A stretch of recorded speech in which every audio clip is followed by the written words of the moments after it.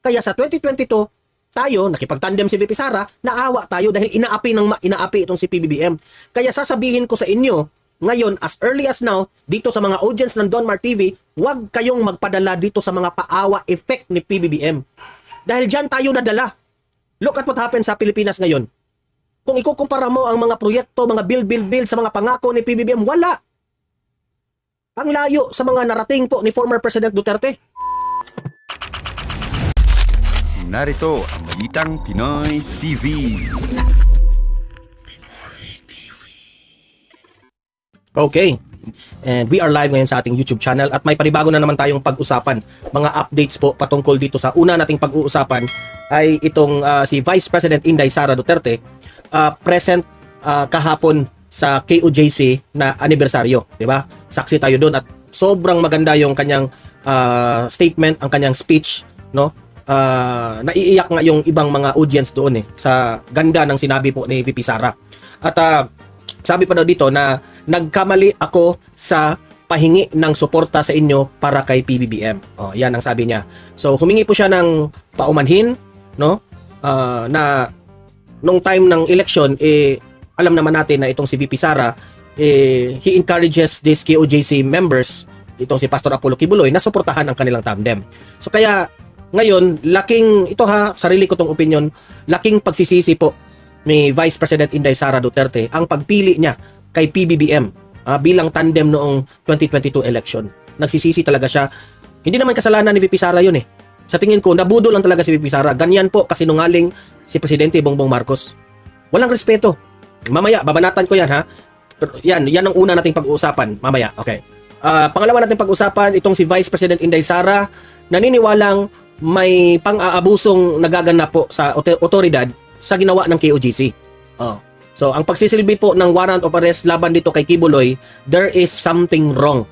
And VP Sara believes on that. Okay, mamaya pag-usapan din natin yan.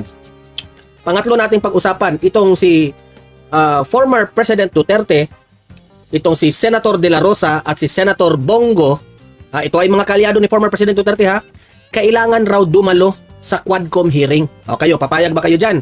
Nadadalo siya sa Quadcom hearing. Desperado na talaga itong mga taga-kongreso na makita itong si Duterte. Let us just wait kung papayag ba itong tatlo. Si Bongo, si Senator De La Rosa at itong si former President Duterte. Tingnan nyo itong mga kongresista na ito, wala na talagang galang. Imagine na itong dalawang senador na ito, mataas pa ito ng rangko sa inyo. Senador yan, kayo mga kongreso lang, pero wala kayong respeto. Itong ating former president, dati, nag-benefit kayo dito. Dahil noon, kaalyado kayo ni Duterte. Pero anong ginagawa nyo? Wala pa rin kayong respeto. Former president ito kapituko kayo noong time na siya ay presidente. Pero anong ginagawa nyo? Still, gusto nyo silang idawit dito. Gusto nyong papuntahin doon sa sa kongreso. Wala na talagang respeto, di ba? Pero let's get it on. If gusto nyong makita itong tatlo, nahala, sige, kayo nang bahala. Kayo naman talagang masusunod Bago ang lahat, bago natin ito pag-uusapan, help me po na i-like muna at i-share itong video na ito para guys kakalat ito sa taong bayan. Okay, sabay-sabay nating i-like muna at i-share itong video natin, Facebook at YouTube. 1, 2, 3, go. Okay, like and share para maraming makalam. And also guys, paki-subscribe at paki-follow ito para lagi kayong updated sa mga balita na kagaya nito. At ma-notify ang inyong mga cellphones kung meron tayong breaking news. Okay? So, kagaya nito, breaking news ito. So, sabay-sabay natin i-follow, i-subscribe, Facebook at YouTube. Ready? Follow, subscribe. 1, 2, 3, go! Ayan, thank you very much. Okay, so simulan na natin ang ating banatan. Okay? So, unang ang pag-uusapan natin. Ito nga ang patungkol dito sa si VP Sara pumunta kahapon sa KOJC anniversary. At doon, pagkatapos ng kanilang praise and worship doon, pinasalita po itong si Vice President Inday Sara Duterte. At isa po sa doon sa mga highlights na sinabi ni Vice President Inday Sara Duterte is yung nagsisisi po siya and humingi po siya ng paumanhin sa mga taga KOJC members na paghingi ng suporta kay PBBM na iboto noong 2022. Di ba? Nakakahiya po si PBBM na tinulungan po ni Pastor Apollo Kibuloy and the rest of the KOJC members na manalo itong si PBBM. Lahat na siguro ng tulong ng mga taga KOJC ginawa na para lang kay Presidente Bongbong Marcos. Isa doon sa highlights na tinulong ng mga taga KOJC as far as we can remember nung iniheld yung sa Okada yung debate na ino-organize ng mga taga SMNI, which is walang utang na loob itong si Presidente Bongbong Marcos sa ginawa ni Kibuloy. Pero look at what happened now kung anong ginawa nila in return. Di ba? Nakakahiya. Hindi naman sa panunumbat, pero yun ang nakikita natin. I-real talk ko na talaga. Ang kapal ng mukha ni Presidente Bongbong Marcos na ginanyan niya ang KOJC. Sabi nga nila, di umano, nagkakaganyan itong si PBBM dahil doon sa bansang Amerika na meron pa raw itong mga kaso doon. Diba? Alam naman natin ang kanilang pamilya, no? May kaso doon. Tapos nagtatanong lang po tayo kung totoo ba ito na meron pong pabuya o meron raw pera na ibibigay ang mga taga-Amerika sa administrasyon para lang ma-capture o mahuli itong si Kibuloy. Grabe naman yan. Dahil lang sa pera. Diba? Nagtatanong tayo. Kasi kung totoo yan, talagang masasabi ko na pera-pera na lang talaga ang ating labanan dito sa Pilipinas. I hope it's not true, ha? Pero kawawa kasi si Kibuloy eh. Sabi pa nga ng kampo ni Kibuloy, na-absuelto na itong mga kaso na ito at binuhay uli. Dahil alam nila itong si Kibuloy, ang laking tulong itong taong to sa mga Duterte, especially sa election. Kibuloy is capable of winning a candidate during the election. Diba? Sabi nga nila, 8 million raw ang population ng mga taga KOJC sa buong mundo. 8 million is very big already.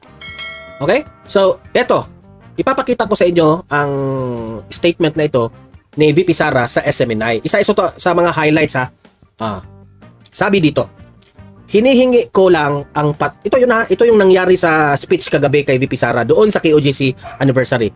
Vice President Inday Sara Duterte, September 1, 2024. Hinihingi ko lang ang patawad ninyo na nagkamali ako. This is a great leader. Every time na magkamali si VP Sara, umaamin. Kasi ang totoong leader, marunong umamin ng pagkakamali. Marunong umamin ng pagkakamali at sa gayon pa man, iko-correct niya ang kanyang sarili. Yan ang totoong leader. Pero si Presidente Bongbong Marcos, hindi ganyan. Very weak. Kahit nga doon sa flood control projects, di ba? Ayaw niya ngang aminin na nagkamali siya doon. Di ba? Yan ang masasabi kong weak leader talaga. Oh. Di ba? Chrissy Brooks, thank you rin. You're welcome. Di ba? Sabi ko, si PBBM has no qualities na kagaya ni VP Sara. Takot eh. Takot si Bongbong Marcos umamin ng kanyang pagkakamali. Takot. Pagbabasihan lang natin yung flood control projects. Nagmayabang siya doon sa kanyang soda. So anong nangyari? Napahiya siya. Dahil after 2 days, bumaha ang Luzon. Pero ayaw pa rin niyang aminin. Nagmamayabang pa rin siya kanya sa mga proyekto. Bakit PBBM, hindi mo man lang aaminin na nagkamali ka ng impormasyon? Ever since, hindi ka umamin na nagkamali ka. Pero si VP Sara, marunong siyang umamin sa kanyang pagkakamali.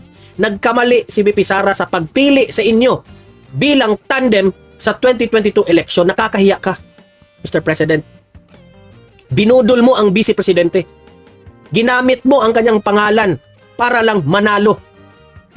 Sige, kaming mga supporters ni Duterte, kami na ang manunumbat para sa mga Duterte kasi ang mga Duterte, hindi naman yan marunong manumbat eh.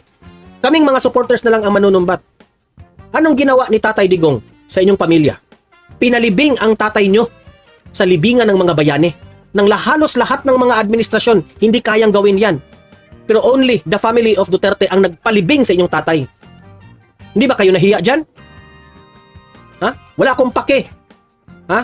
Mr. President Bongbong Marcos, kung presidente ka ng Pilipinas, basta sasabihin namin taong bayan kung ano yung katotohanan. Bakit ka nalagay dyan ngayon sa pwesto mo ngayon? Kundi dahil sa mga Duterte, hindi ka nandyan.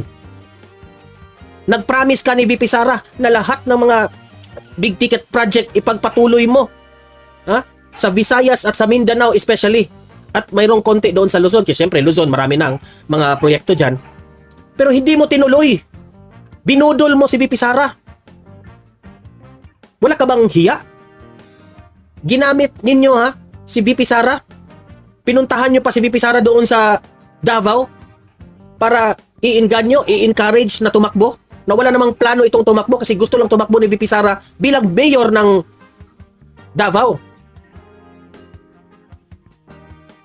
Kung si Bongo ang tumakbong presidente at that time, nakipaglaban kay Bongbong Marcos, baka natalo ka ngayon. Kasi ang mga DDS, ako sa totoo lang, kung talagang tumakbo doon si Bongo at hindi tumakbo si VP Sara sa tandem kay Bongbong Marcos, talagang boboto ako kay Bongo at that time. Pero hindi ganyan ang nangyari. Si Bongo po, umiiwas siyang kalabanin si VP Sara. Dahil nga si VP Sara, nakipag-tandem siya dito sa budol. Alam nyo, sasabihin ko na sa inyo kasi alam ko naman maraming mga trolls na mga bashers na mga nanonood dito, na mga dilawista, sasabihin ko sa inyo, kayo po ay nadala sa paawa effect ni PBBM. Grabe ang tactics ni PBBM. Bakit siya nanalo sa 2022? Dahil sa paawa effect niya. Paawa effect. Alam naman natin, how many administration ang nagdaan sa panahon ni Erap, sa panahon ni Cory Aquino, sa panahon po ni Pinoy, sa panahon po ni Gloria Macapagal Arroyo, 4 na administrasyon, laging kinawawa ang mga Marcos, inaapi. Na diktador yung tatay, ganun, ganyan, inaapi. Look at what happened sa 2022. Naawa ang taong bayan.